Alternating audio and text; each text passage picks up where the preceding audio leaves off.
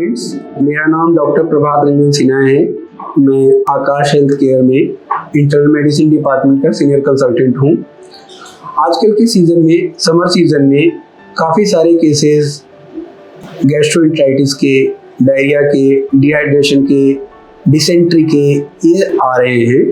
तो आज हम इन बीमारियों के बारे में चर्चा करेंगे। ये गैस्ट्रोएंटेराइटिस, डायरिया, डिसेंट्री ये सब जनरली कुछ कॉन्टामिनेटेड फूड या वाटर लेने से होता है। तो आजकल के सीजन्स में पानी का कॉन्टामिनेशंस काफ़ी ज़्यादा देखने को मिल रहे हैं, इसीलिए अभी इस तरह के सिम्टम्स के साथ पेशेंट्स काफ़ी ज़्यादा आ रहे हैं। तो हमें सबसे पहले ये देखना होता है कि इन कंडीशंस में पेशेंट को सिम्टम्स क्या होते हैं। पेशेंट्स को उल्टी लगना, बार बार वॉमिटिंग होना, पेट में दर्द होना, लूज मोशंस होना, बुखार होना, डिहाइड्रेशन की वजह से अगर बीपी फॉल होना तो पेशेंट को हाइपोटेंशन के बाद वो बेहोशी भी आ सकती है। जनरली इन सारे सिम्टम्स के साथ पेशेंट प्रेजेंट करते हैं।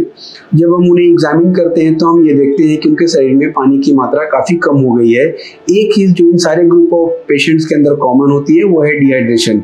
सो dehydration is a very big killer. We all know, हम सब लोगों को पता है कि हमारे बॉडी में 70% of the body weight is made up of water. खास करके ये water composition extreme of ages like बच्चों में और जो बुजुर्ग हमारे लोग हैं उन लोगों में पानी का कंपोजिशन डिफरेंट रहता है। तो ये लोग ज़्यादा वल्नरेबल होते हैं डिहाइड्रेशन के।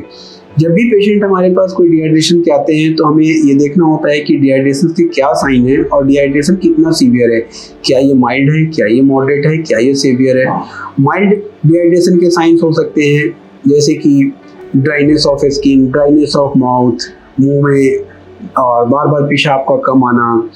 जैसे जैसे डिहाइड्रेशन का लेवल हमारा बढ़ता जाता है वैसे वैसे हमें, जैसे कि हमारा बीपी भी फॉल हो सकता है, हमारे हार्ट की रफ्तार बढ़ जाती है, हमारे स्किन की जो इलास्टिसिटी होती है वो काफ़ी ज़्यादा बढ़ जाती है डिहाइड्रेशन की वजह से। उसके हिसाब से हमें पेशेंट को असेस करना होता है। एट द सेम टाइम जब इस तरह के मरीजों को हम मिलते हैं तो हमारा सबसे पहला फोकस रहता है कि पहले इस कंडीशन को असेस करें, सिविरिटी को असेस करें कि क्या डिहाइड्रेशन की वजह से हमारे दूसरे ऑर्गन सिस्टम तो अफेक्ट नहीं हो रहे हैं, क्या हमारे किडनियों पे असर तो नहीं पड़ रहा, क्या हमारा यूरिन आउटपुट तो कम नहीं हो रहा है, क्या हमारे पेशेंट के अंदर कोई मेंटल एजिलिटी या मेंटल कंफ्यूजन तो नहीं आ रहा, बीपी के काफ़ी ज़्यादा कम होने की वजह से ये सारे सिम्टम्स आते हैं। तो इसके लिए हमें कुछ इन्वेस्टिगेशन भी करना पड़ता है और हमें सबसे ज़्यादा फोकस इस बात पे रखना पड़ता है कि हाइड्रेशन हम कितना क्विकली और कितना एडिक्वेटली हम कर दें।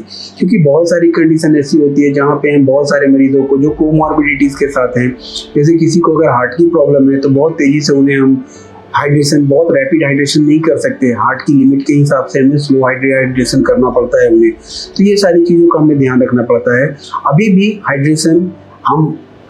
Dehydration is still a big killer. So जब भी हमें इस तरह के सिम्टम्स के साथ हमें सामना हो तो हमें डेफिनेटली अपने नियर बाय मेडिकल सेंटर्स में जाना चाहिए।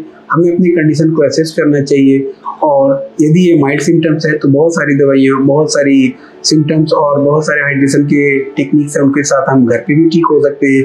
यदि अगर हमारा हाइड्रेशन का स्टेटस सीवियर है या कुछ अदर वो रेड साइंस आ रहे हैं, रेड फ्लैग्स आ रहे हैं डिहाइड्रेशन के, तो हमें उसके लिए एडमिशन होकर के भी शायद हमें इलाज की ज़रूरत पड़ सकती है। सो मेन चीज़ ये है कि हमें डिहाइड्रेशन को कैसे प्रिवेंट करना है ये भी हमें जानना बहुत ज़रूरी है। जब हम घर पे हों और हमें इस तरह के सिम्टम्स आ रहे हैं, यदि ये माइल्ड है तो पहले हमें खुद ऐसी चीज़ें लेनी चाहिए जिसके अंदर वाटर कंटेंट ज़्यादा हो। ऐसे फ्रूट जैसे वाटरमेलन, मस्क मेलन, ये सब जिनके अंदर वाटर कंटेंट ज़्यादा होता है ये सब ले सकते हैं। अगर बार बार वॉमिटिंग हो रहा है, अगर आप नहीं उन चीज़ों को डाइजेस्ट कर पा रहे हो ओरली, तो डेफिनेटली आपको मेडिकल अटेंशन में जाना चाहिए। Thank you.